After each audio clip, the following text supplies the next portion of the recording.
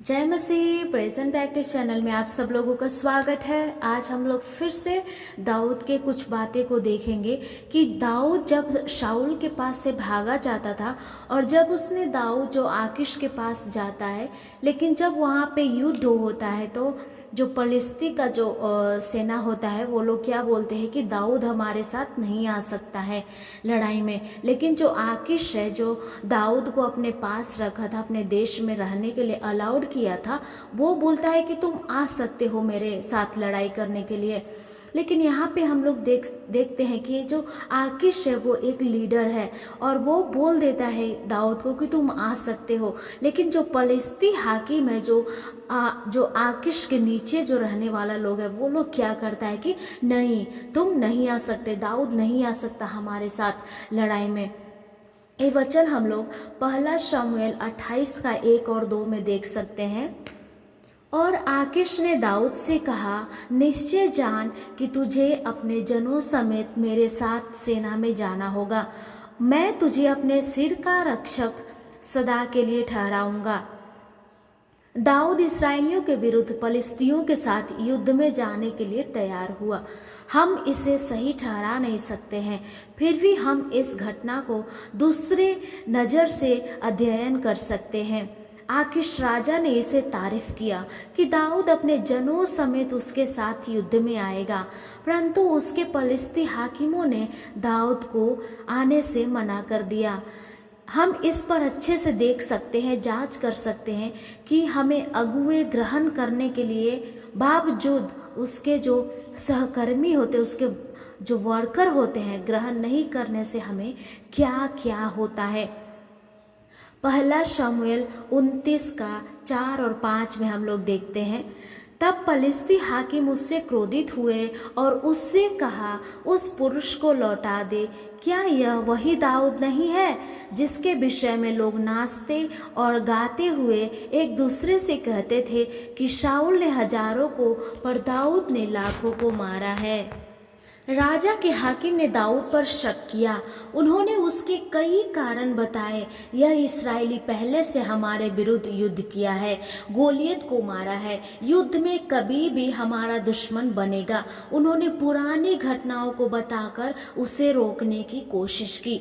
अगुआ शीघ्र ही क्षमा कर सकता है, परंतु उसके संगियों को हमारी पुरानी गलतियों को क्षमा करने के लिए अधिक समय लगता है।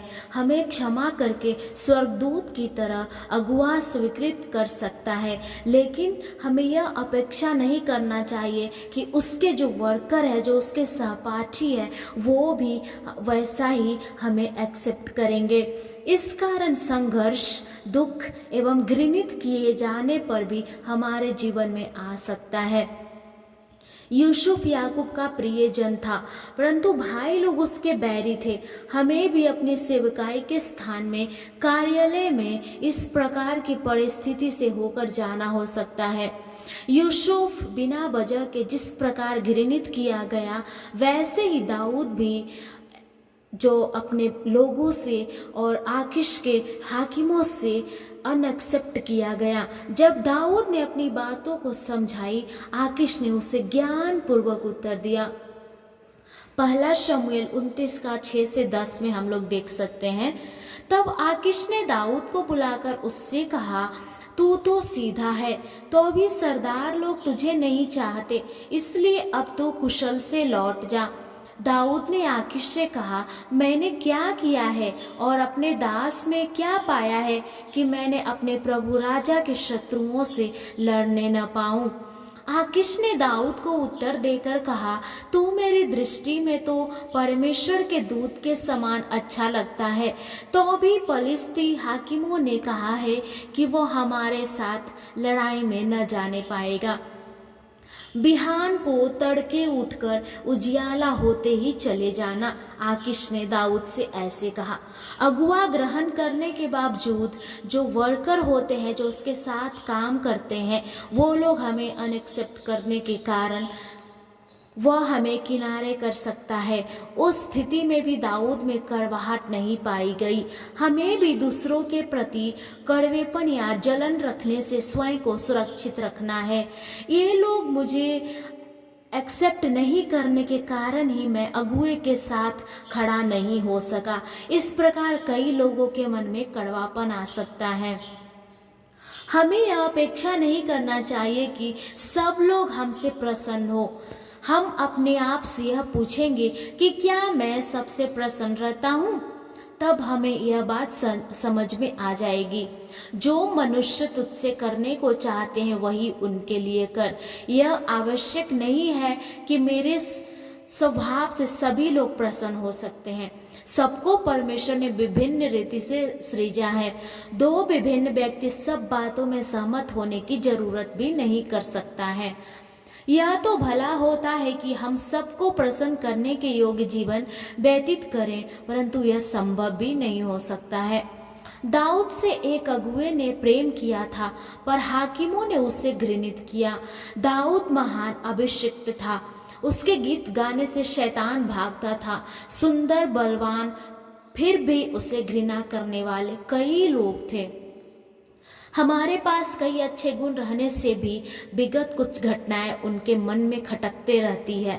हमें यह सिद्ध करना आवश्यक है कि हम अब उस प्रकार के संदेशपद व्यक्ति नहीं है। शायद वे इस प्रकार के विचार से रखते होंगे, 20 साल पूर्व वह ऐसा था और अभी भी बदला नहीं होगा, वह उसी गुण के साथ ही रहेगा। उन बातों को हमें हल्का समझना है। दाऊद ने इस प्रकार की स्थिति को बहुत ही हल्का समझ लिया था।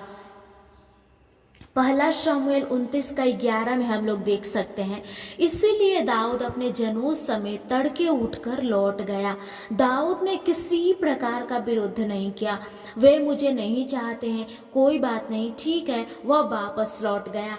वह इस प्रकार चिल्लाया नहीं, कैसे ये लोग मेरे आने से तिरस्कार कर सकते हैं, मैं इन्हें देख लूंगा। वो एक कोई भी बातें जो उसके मुंह से कभी भी गलत नहीं निकला। आकीश के पास जाकर, क्या आप राजा नहीं हैं? आपके आदेश का उन्हें पालन करना चाहिए। आप कैसे उनकी बात को ग्रहण कर रहे हैं? दाऊद ने इस प्रकार का कभी भी तर्क वितर्क नहीं किया। किसी को दूसरों की व्यवहारिक पसंद नहीं आएगा। बातचीत के बीच ही नाक पोंछना, गले को ठीक करना, खाने के तरीके, इस प्रकार के प्रत्येक व्यक्ति के व्यवहार अलग अलग होते हैं।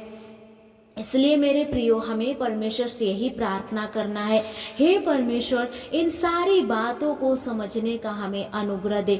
कभी भी अपने हृदय में घृणा को न रखें। हे पिता, दूसरे को समझना हमारे लिए कितना कठिन है। छोटी सी घटना के द्वारा तूने हमें महान शिक्षा दी है। परमेश्वर आपको इस दाऊद के विनम्र स्वभाव से आप सब लोगों को ब्लेस करे।